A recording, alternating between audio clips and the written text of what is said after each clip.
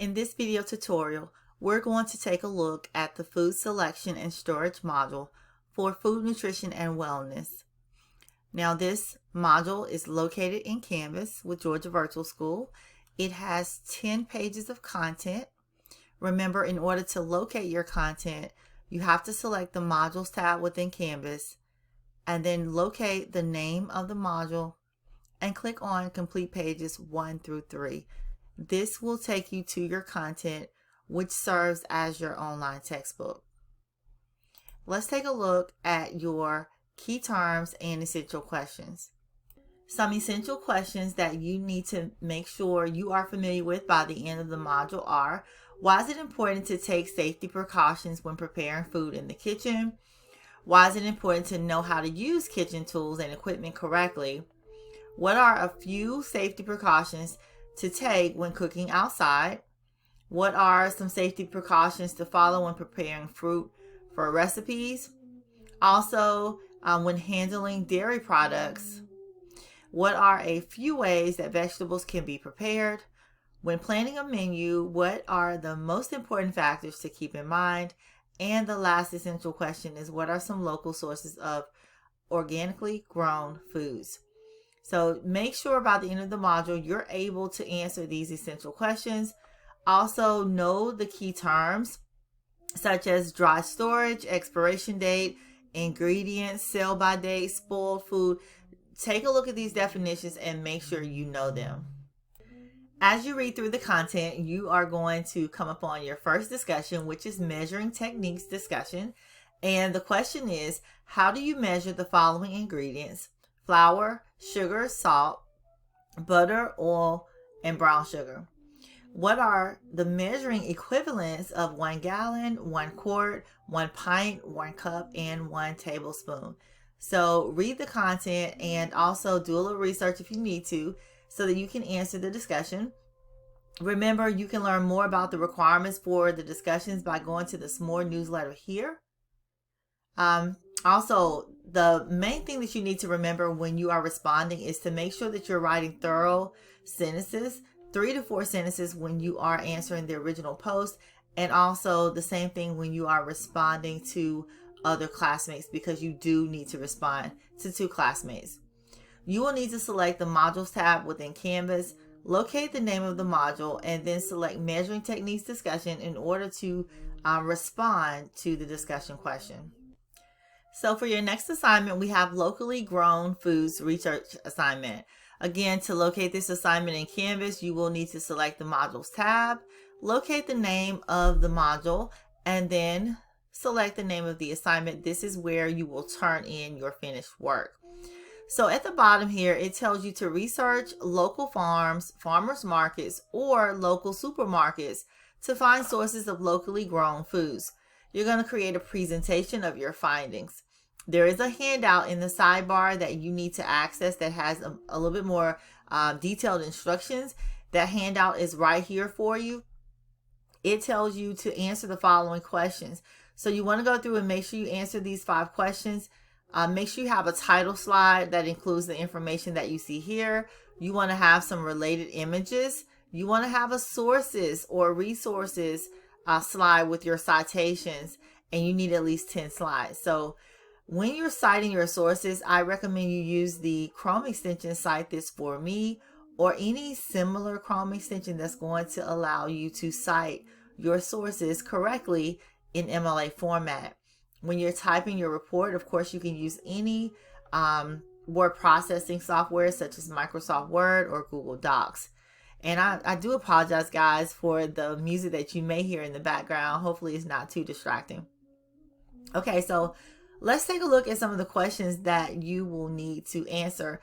The first one tells you to give an example of a source where you can find locally grown food.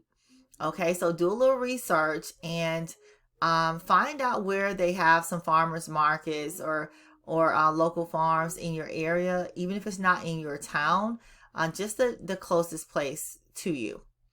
Question number 2, are there farmers markets hosted in your area? Where are the farmers markets located? So give the city for those farmers markets. Number 3, if a local supermarket sells locally grown food, what farm does the supermarket buy from? Okay. So you want to find out what farm they purchase their products from. You can probably do this on the internet without actually calling the supermarket. But if you need to call, you can definitely do that as well. Question number 4, find a farm in your area and research the way that the farm grows their produce. So I know for me in South Georgia, in Adel and Moultrie, we have Sanderson's Farm. And I know that when Dixie sells their products, and if I go online to Sanderson's Farm's website, I can probably get a lot of the information that I need for this assignment. So keep that in mind. Go to that particular website. Question number 5 says, does the farm use pesticides? Is it an organic or conventional farm? And then what vegetables are grown there? So again, you can go to their website and more than likely you can find the answers that you need. Okay, so create your presentation. Make sure you have at least 10 slides. And again, don't forget your citations. That's very important. And it needs to be in MLA format. The next assignment is your restaurant menu assignment. Let's take a look at these directions that you see here on the right hand side. Now remember, these are located in the course content in the sidebar. So make sure you are downloading your instructions and reading them carefully.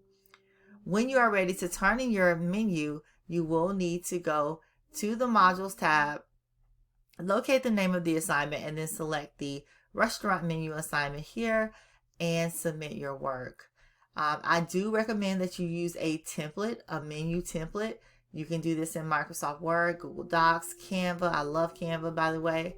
So use a template that is going to help you because it's already going to be laid out for you, and you can just replace the information that's on the template with the information that you need for this restaurant menu.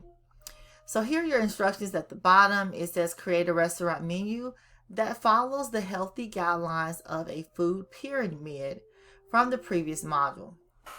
Decide what type of restaurant you like to have, what kind of food will you serve, and what the menu style or what the menu will have on it. I want you to create your restaurant name and logo. Now, I highly recommend that you use Canva to create a logo. They have some awesome, amazing graphics, so I recommend Canva. Okay, so follow the instructions that you see here on the worksheet.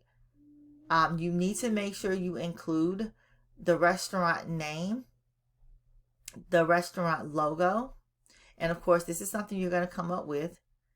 I need at least 3 appetizers, 4 main courses, 3 desserts. I need some beverages, and prices for each item, of course, and images for each item. Okay. Now, watch the menu style for your restaurant menu. Choose a menu that kind of matches what your restaurant name is, or what your, the products that you're selling in your restaurant. Okay, let's move to the next assignment, and that's going to be your quiz. So every module or every unit has a quiz at the end. There are 10 multiple choice questions. You get 35 minutes to answer those questions. Please make sure you review the content, assignments, and discussions before you take the test to ensure that you do well on the test. To locate your module test, you're going to select modules, locate the name of the module, and then locate the assignment, which is your food selection and storage test, and you can start the test. Now, keep in mind, you cannot start and stop. So please do not start the test and then think you can, walk away, get something to eat, come back. You can't do that. So just be careful. Then you have your final project. So this is the food selection and storage project. Let's take a look at the instructions. It says to expand your knowledge of food selection, purchasing, and storage, you will be constructing a report, also a presentation, and a flyer on each topic. So this is a 3-part assignment, so I want to make sure that you guys understand there are 3 things that you need to do here. So you're going to access the handout in the content, and you are looking at it right here. So we're going to take a look at each of the 3 assignments that you have to do for this project. And again, this is how you submit your final project by going to the modules tab, selecting the name of the module and then the name of the assignment, such as this here. Okay, so let's jump into the directions. We're looking at food selection, food purchasing, and food storage. Now make sure you read the top section here, but I'm going to jump here and just say the types of food you select depends on 3 things, and I've listed those 3 things here for you. So the first part of your assignment, one of the 3 parts to your assignment, is to write a report that describes in detail the factors that affect the types of food that we select. What are some other factors that you can think of as well? So you're going to talk about these 3 factors, but then also add more to the conversation, right? So write your report, make sure it's in 12 font, Times New Roman, 300 words or more. And then of course you want to double space it and provide a title page. Okay. Don't forget your citations as well. You always want to have your citations letting me know where did you get your information. Make sure those citations are in MLA format. The second part to this assignment is food purchasing. It says food purchasing can be boring or interesting depending on one's approach to it. To make food purchasing interesting, you must know much about the marketplace and ways in which you can make the most out of your food budget. Factors that determine the cost of things you want to purchase. Here they are right here. There are 6 factors that I've listed for you. So the second part of your assignment is to create a presentation. Explain how each of these items affect the cost of things you buy. How do these 6 items affect costs? Make sure you have at least 8 slides. Now this is going to include your title slide and your resources slide. You also want to have related images and some type of slide design. The last part to this assignment is to create a flyer about food spoilage and storage. So it says food is stored mostly because we want to keep it safe and prolong its shelf life. There are 3 types of food storage. You have dry storage, refrigerator storage, and freezer storage. So create your flyer and include 5 ways foods can spoil. Include 5 pictures related to each way. Temperature of refrigerated foods, shelf life defined, make sure you include that, and also explain why food storage is important. Okay, so create your flyer. Again, I recommend Canva, but you can use whatever tool that you want to use. So you're going to submit all 3 items. Now it does tell you to zip your files together in one. If you don't know how to zip files, you can watch the YouTube video there.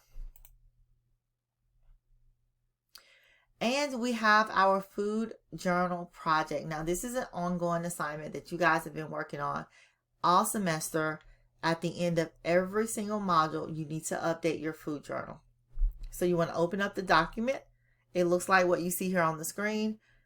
Go down to module 9, food selection and storage, and you want to respond to the 3 questions. Now, make sure you are writing complete sentences. Make sure, I would say at least 4 sentences for each question. You just want to make sure you are answering those questions completely and thoroughly.